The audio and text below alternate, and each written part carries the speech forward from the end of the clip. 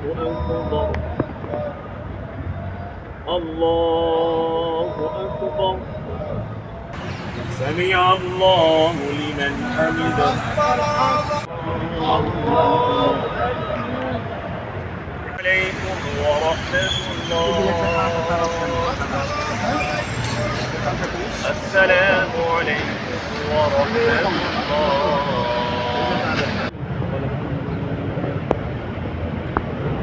الله أكبر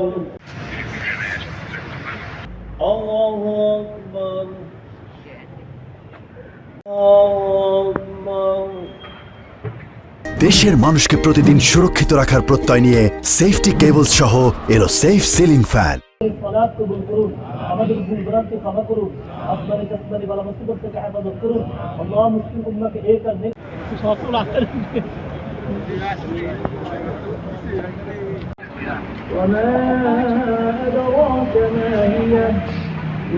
কেন্দ্র ঈদগাহ ময়দানে আজ আমরা সকলে মিলে ঈদের নামাজ এখানে পড়লাম, আদায় করলাম।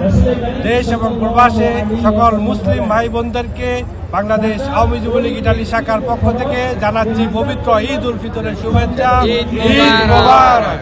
প্রবাসের মাটি থেকে পবিত্র ঈদ উল ফিতর উপলক্ষে জানাই সবাইকে ঈদের অনেক অনেক শুভেচ্ছা, ঈদ মুবারক। এবং আমি সেই সাথে বলতে চাই, আমাদের পৃথিবীতে মধ্যপ্রাচ্যে বিশেষ করে যেই বিশৃঙ্খলা সৃষ্টি হয়েছে, আমরা চাই এই পৃথিবীটা যুদ্ধমুক্ত হোক এবং আমাদের পরের প্রজন্মের জন্য আমরা একটা সুন্দর পৃথিবী রেখে যেতে চাই।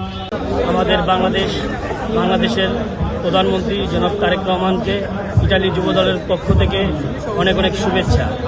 এবং সামনে যেন আমাদের দেশ নায়ক তারেক রহমান, আমাদের বাংলাদেশের প্রধানমন্ত্রী, দেশ গড়ার যে স্বপ্ন নিয়ে সে প্রধানমন্ত্রী হয়েছে, আল্লাহ যেন তাকে সেই তৌফিক দান করে সুন্দরভাবে যাতে দেশ গঠন করতে পারে। এবং এই কামনাই আমরা ইটালি যুব দলের পক্ষ থেকে করছি। ঈদুল ফিতর অনুষ্ঠানে আমরা প্রবাসীতে সবাই মিলে ঈদের জামাত পড়লাম শান্তিপূর্ণভাবে।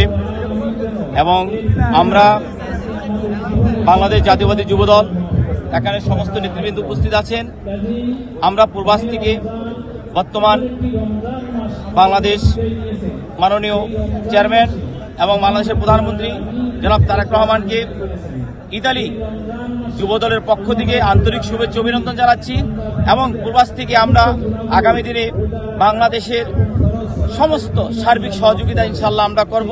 এবং আমাদের মাননীয় প্রধানমন্ত্রী উনি যাতে বাংলাদেশকে আগামী দিনে সুন্দরভাবে নেতৃত্ব দিতে পারে, আমরা প্রবাস থেকে দোয়া করি আল্লাহ যেন তাকে নেক হায়াত দান করুক এবং সুন্দরভাবে বাংলাদেশকে উন্নয়নের একটি মডেল হিসাবে গড়ে তুলুক। এটাই আমাদের প্রবাসী সবার পাওনা ইনশাআল্লাহ। প্রবাসীদের সুযোগ সুবিধা, প্রবাসীদের যে সমস্যাগুলো আছে সেগুলোকে অ্যাড্রেস করার চেষ্টা করছে আমাদের সরকার।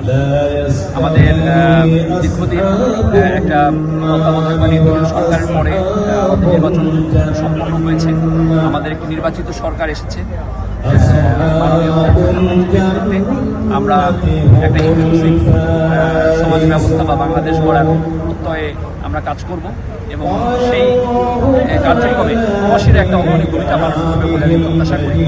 এবং আমরা দূতাবাস সেই কার্যক্রমে আপনাদের সাথে থেকে মাননীয় প্রধানমন্ত্রীর নেতৃত্বে আমরা একটা সুন্দর বাংলাদেশ গড়ার চেষ্টায় অব্যাহত রাখব।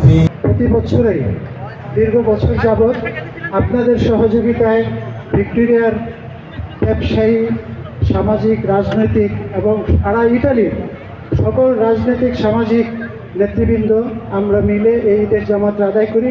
আমাদের এখানে কোনো রাজনৈতিক কোনো প্রভাব নাই। আমরা সকল রাজনৈতিক লোকজন দেখেন একসাথে এক কাতারে আমরা নামাজ পড়ি। এ কারণে আমাদের রাষ্ট্রদূত এটাকে রিপ্রেজেন্ট করে। মহামান্য আমাদের রাষ্ট্রদূত মহোদয়, আমাদের শ্রদ্ধেয় অভিভাবক, উনি কিন্তু এটার পৃষ্ঠপোষক হিসেবে সবসময় দায়িত্ব পালন করে। আজকে উনি আসতে পারে নাই।